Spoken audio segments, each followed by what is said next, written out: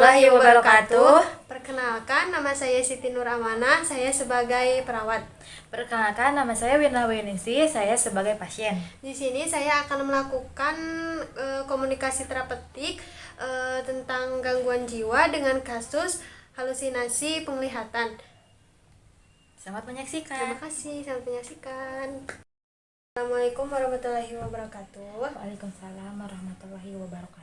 Perkenalkan, saya perawat Siti Nur Amanah. Di sini saya jaga si pagi mulai pukul 8 sampai jam 2 siang. Di sini saya akan melakukan komunikasi terhadap ibu yang bertujuan untuk mengetahui keadaan kejiwaan ibu yang memerlukan waktu sekitar 10 sampai 20 menit. Apakah ibu bersedia? Iya, bersedia, Sus. Baik, saya akan memulainya. Baik ibu, ibu perkenalkan diri ibu terlebih dahulu ya. Namanya siapa bu? Wina, Umur berapa? 20 tahun. Oh, sudah menikah bu? Alamatnya dari mana? Dari Ciamis. Ibu kesini sama siapa bu? Diantar? Iya, diantar Sama siapa? sama orang tua saya. Oh, ibu kesini kenapa alasannya? Karena karena saya sering itu lihat yang bayang-bayang gitu, kayak yang putih gening gitu. Oh, sejak kapan ibu? Mungkin sekitar 3 bulanan ke belakang. Oh, berarti bayang-bayangan tersebut mengganggu aktivitas ibu ya?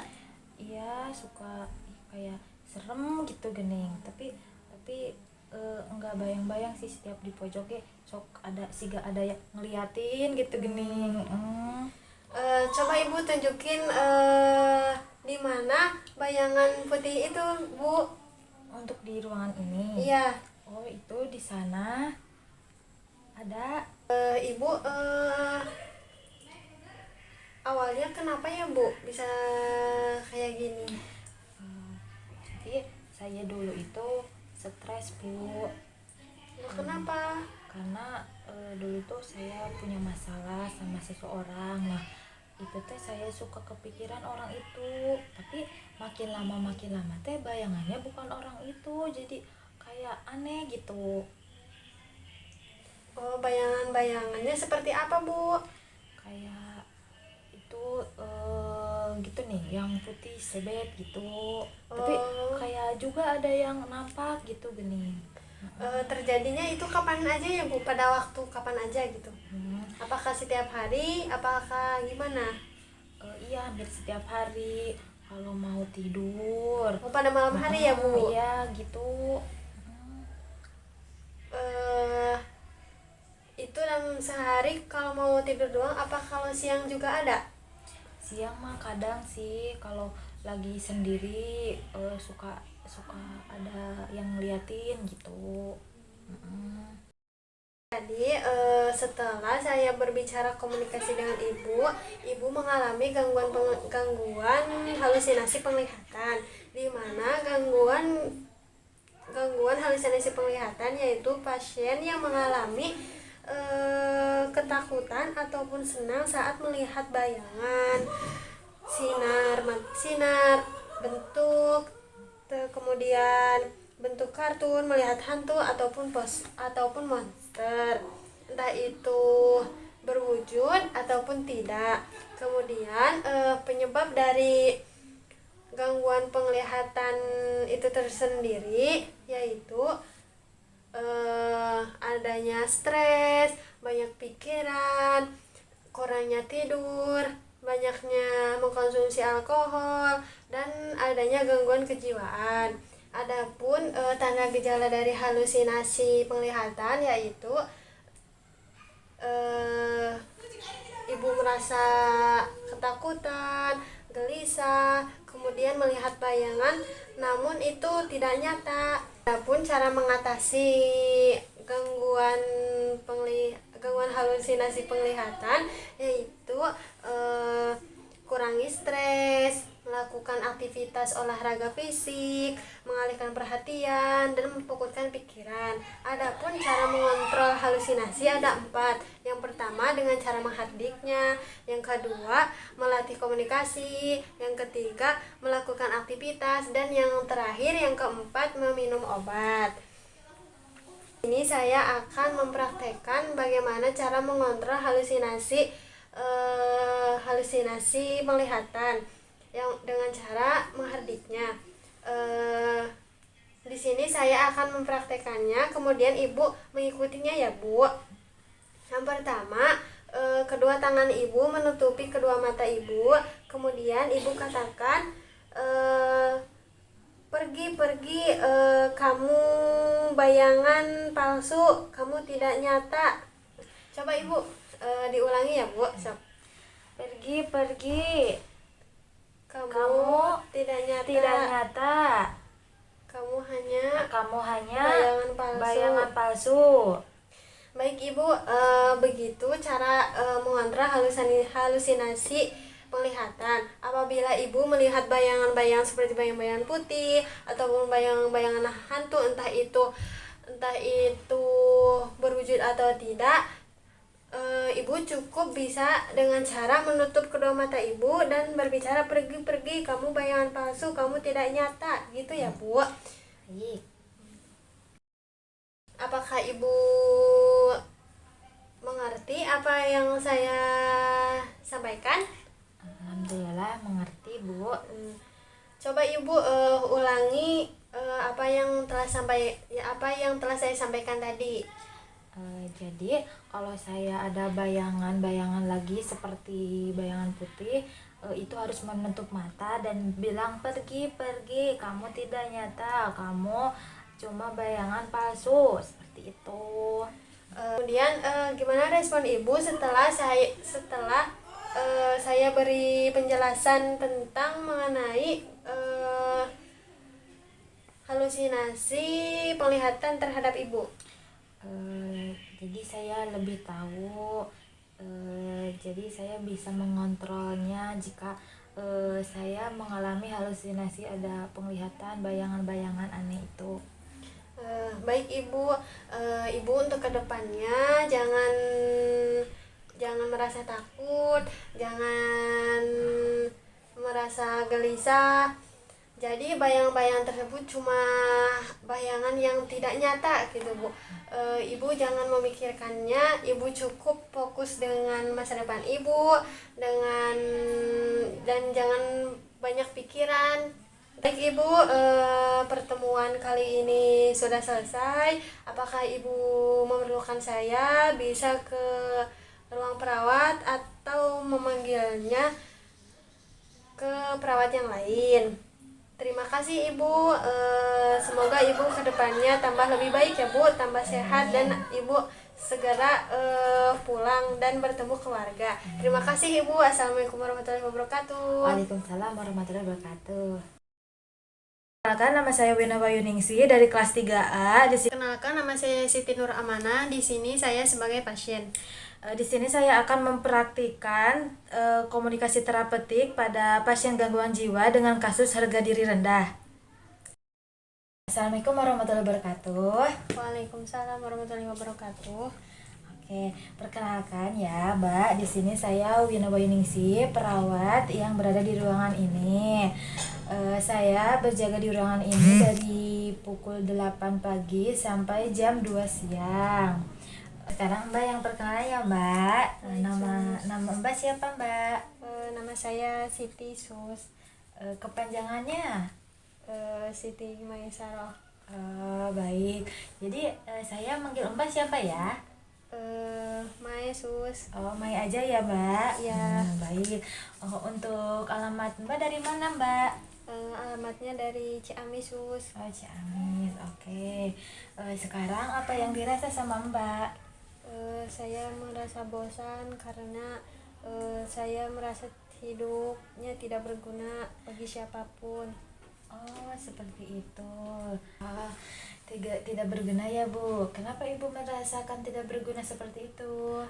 Karena saya berpikir tidak mempunyai kelebihan sus, sehingga saya tidak pantas untuk siapapun. Jadi saya merasa diri saya tidak berharga bagi siapapun. Oh, seperti itu. Itu sejak dari kapan, Mbak? Sejak 1 tahun yang lalu sus. Apa 1 tahun yang lalu Mbak pernah ada kejadian apa gitu? Misalkan kehilangan seseorang atau apa? Pernah sus, iya saya kehilangan seseorang. Oh, jadi setelah kehilangan itu Mbak merasa tidak berharga gitu, Iya merasa Kak. kehilangan gitu. Iya sus, karena orang tersebut yang selalu mensupport saya, tapi orang tersebut jadi hilang. Jadi saya dapat menyimpulkan dari apa yang Mbak bicarakan ke saya ya Mbak. Jadi Mbak itu mengalami harga diri rendah ya Mbak. Jadi harga diri rendah itu perasaan over negatif terhadap diri sendiri, hilangnya kepercayaan diri dan gagal mencapai tujuan yang diekspresikan secara langsung maupun secara tidak langsung melalui tingkat kecemasan yang sedang sampai berat. Nah, harga diri rendah pada orang dengan kondisi yang Mbak sekarang alami itu disebabkan oleh kegagalannya berulang. Kan tadi Mbak juga sudah menceritakan karena dulu pernah kehilangan seseorang ya Mbak, seperti itu. Bisa juga karena itu karena pernah mengalami pengucilan, pernah mengalami dianiaya fisik. Apakah Mbak pernah seperti itu? Tidak sus. Baik. Ada juga yang karena penolakan keluarga, terus kehilangan kemampuan, kehilangan anggota tubuh, dan lain-lain. Nah, terus di sini juga untuk harga diri rendah itu tanda dan gejalanya ada suka mengkritik diri sendiri, perasaan tidak mampu, terus pandangan hidup yang pesimis, penurunan produktivitas, dan penolakan terhadap kemampuan diri. Jadi itu ada cara mengatasinya untuk harga diri rendah ya Mbak. Yang pertama ada mengurangi rasa cemas dan takut dengan meditasi dan terapi. Yang kedua mengucapkan afirmasi positif tentang diri sendiri setiap hari. Yang ketiga melakukan teknik pengurangan stres seperti pernapasan dalam. Yang keempat menuliskan pikiran negatif untuk mengurangi intensitasnya. Nah, di sini saya mau bertanya ya kepada Mbak, apa saja sih kemampuan Mbak selama sehari-hari? Menyapu, mengepel, cuci baju. Udah sus. Nah, dari kemampuan Mbak yang tadi Mbak disebutkan itu sebenarnya Mbak itu memiliki kemampuan yang sangat-sangat banyak. Jadi dari itu Mbak seharusnya jangan merasa tidak berharga ya Mbak. Ibu Mbak itu sangat berharga bagi keluarga, bagi orang-orang sekitar Mbak. Nah, di sini saya akan membangkitkan harga diri Mbak dengan sesuai kemampuan Mbak tadi ya, dengan cara kita merapihkan tempat tidur Mbak. Apakah Mbak bersedia? Bersedia. Nah, baik Mbak. Sekarang apa respon Mbak setelah kita melakukan merapikan tempat tidur? Saya sedikit ada semangat untuk hidup kembali sus. Bagus Mbak. Nah, sekarang kita masukkan ke jadwal harian Mbak ya. Mau berapa kali membersihkan tempat tidur Mbak dalam sehari? 2 kali sus. Oh baik. Saat kapan saja dilakukannya? Saat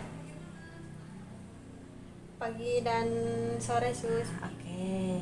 Nanti jika Mbak melaksanakan merapikan tempat tidurnya sendiri di tabelnya, Mbak harus checklist yang M ya Mbak. Ya, sus. Nah, untuk kalau jika Mbak itu dibantu sama keluarga, sama suster-suster yang ada di sini, itu yang checklistnya berarti B ya Mbak. Ya. Nah, untuk jika Mbak tidak mengerjakan tidak mengerjakan sama sekali merapikan tempat tidur, berarti yang di checklist tabelnya yang T ya Mbak. Ya, sus. Oke, Mbak, apakah Mbak sudah mengerti? Mengerti, sus.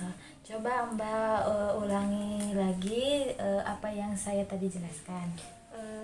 Saya akan melakukan setiap pagi dan sore membersihkan tempat tidur. Kemudian saya mengisi lembar kertas. Apabila saya melakukan sendiri, Ya. maka di checklist yang huruf M. Ya, Kemudian jika dibantu, maka di checklist yang huruf B. Ya, Dan apabila tidak melakukan, di checklist huruf T. Baik. Nah, jadi untuk kesimpulannya ya Mbak itu seharusnya jangan merasa bahwa diri Mbak itu tidak berharga, karena dari kemampuan Mbak yang tadi saja Mbak sudah cukup mampu dan berharga bagi diri Mbak sendiri, bagi keluarga Mbak dan orang-orang di sekitar Mbak. Jadi Mbak untuk kedepannya harus bisa mencintai diri sendiri, harus bisa mengapresiasi diri Mbak sendiri bahwa Mbak itu bisa. Nah, jangan pernah menghindar dari orang-orang di sekitar Mbak ya, tetap semangat. Nah, mungkin cukup sekian dari saya ya Mbak. Kalau nanti ada apa-apa silahkan bisa memanggil saya di ruang perawat ya Mbak. Terima kasih ya Mbak atas waktunya. Wassalamualaikum warahmatullahi wabarakatuh. Waalaikumsalam warahmatullahi wabarakatuh. Cukup sekian video dari kami. Mohon maaf bila ada kesalahan. Wassalamualaikum warahmatullahi wabarakatuh. Dadah.